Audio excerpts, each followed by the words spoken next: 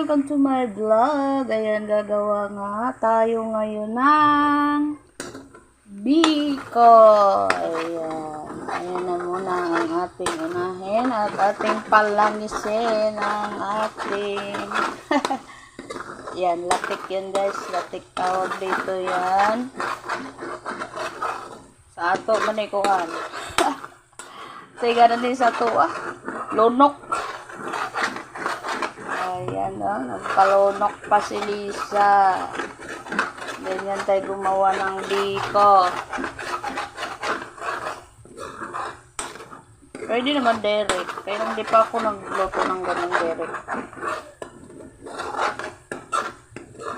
Gataas asukal, tapos palpot-laputin mo. Ayun nga, lagay mo na yung ito matrabaho to.